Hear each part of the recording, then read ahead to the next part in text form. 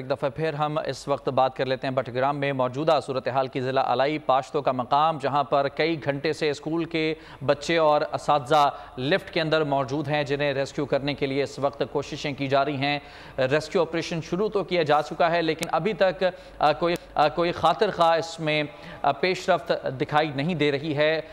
Rescue operation जो कि इंतहाई मुश्किल सूरत हाल के अंदर इस वक्त शुरू किया गया है, और इतलात ये हैं कि SSG की स्लिंग ऑपरेशन की माहिर टीम बटग्राम रवाना की जा चुकी है। पाक फ़ौज के भी तमाम दस्तियाब वसाइल को बरोकार लाते हुए इस रेस्क्यू ऑपरेशन को मुकम्मल करने की कोशिशें की जा रही हैं। रेस्क्यू के लिए हेलीकॉप्टर जैव कुआ पर मौजूद है, और कुछ ही देर पहले हमारी गुलफराज साहब से बात हुई थी, जो कि इस लिफ्ट के अंदर मौजूद एक उस्ताद हैं जो कि बच्चों के हमरा मौजूद हैं। उन्होंने कहा था कि हेलीकॉप्टर आया था और एक राउंड लगाकर ये हेलीकॉप्टर वापस चला गया था, और उसके बाद से अभी तक कोई हेलीकॉप्टर वहाँ पर नहीं पहुँचा है। तो जो सूरत हाल है उससे ये अंदाज़ा लगाया जा सकता है कि हेलीकॉप्टर के ज़रिए तमाम तर सूरत हाल का मुआयना किया गया है, और उसके बाद फिर रेस्क्यू के अमल को प्लान किया गया है, स्ट्रेटजी को प्लान किया गया है, क्योंकि एक्सपर्ट्स वहाँ पर मौजूद हैं। और इसके अलावा जो रेस्क्यू की टीम्स हैं, रेस्क्यू 11, 22 और PDMA की टीम्स भी इस वक्त जैब को मौजूद हैं। हमारे नुमाइंदे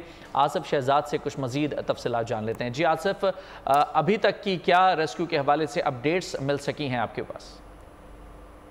जी बिल्कुल, यहाँ पर जो सूबाई हुकूमत की जानिब से हेलीकॉप्टर भेजा गया था, उन्होंने भी जायजा लिया है, जबकि इस्लामाबाद से खसूसी हेलीकॉप्टर जो है वो भी यहाँ पर अब से कुछ देर बाद पहुंचेगा। SSG कमांडोज जो है इनके साथ होंगे, जबकि जो पाक आर्मी के इंजीनियर्स हैं और जो दीगर अमला है वो भी साथ होगा, और इसी हेलीकॉप्टर के जरिए ऑपरेशन है वो किया जाएगा। हेलीकॉप्टर अभी वहाँ पर अलाई पहुंच चुके हैं और कुछ देर में ऑपरेशन का आगाज कर दिया जाएगा, क्योंकि इलाका इंतहाई दुश्वार गुजार है और यहाँ पर हवा बहुत तेज है, तो जो छोटे हेलीकॉप्टर है उससे ऑपरेशन मुमकिन नहीं था। इसी वजह से जो खसूसी हेलीकॉप्टर है, बड़ा हेलीकॉप्टर, वो मंगवाया गया और उसी से एक एक करके बच्चों को जो है वो वहाँ से निकाला जाएगा। अच्छा, तो आसिफ क्या बताया जा रहा है, ये कब ये इंस्ट्रक्शंस दी गई हैं बड़े जो आप बता रहे हैं खसूसी हेलीकॉप्टर के लिए, और कब तक ये पहुँच जाएगा, कितना वक्त लगेगा?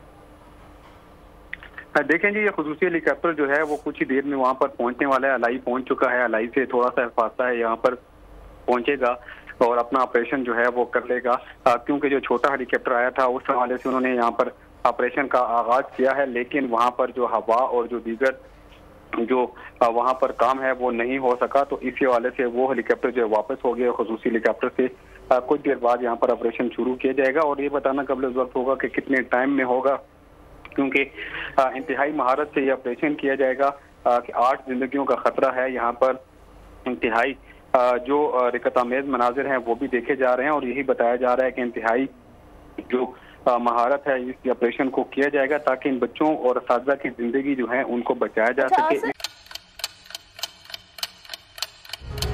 आप लोग इस मुल्क पाकिस्तान में आजाद हैं। सहाफती उसूलों पर कारबंद, बोल न्यूज ने रखी रिवायत बरकरार। बोल न्यूज की जानिब से देखने वालों को यौम आज़ादी की बेहद मुबारकबाद। मुल्क भर से जश्न आज़ादी की तकरीबात बोल ने दिखाई अपनी स्क्रीन पर।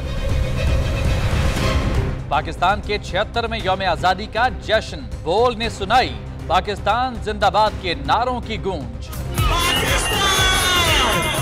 बोल की सबसे बड़ी ट्रांसमिशन में पाकिस्तान का नाम रोशन करने वालों ने दिए कौम को पैगामात। बेपनाह मुश्किलात का सामना करके इस मुल्क को हासिल किया। आज़ाद कौमों को बहुत सी कुर्बानियाँ देनी पड़ती हैं। 76 वालियों में आज़ादी का दिन जोश खरोश के साथ मनाया, क्योंकि जिंदाबाद पाकिस्तान ये है बोल की पहचान। सब्सक्राइब करें और बेल दबाएं ताकि कोई खबर रह न जाए।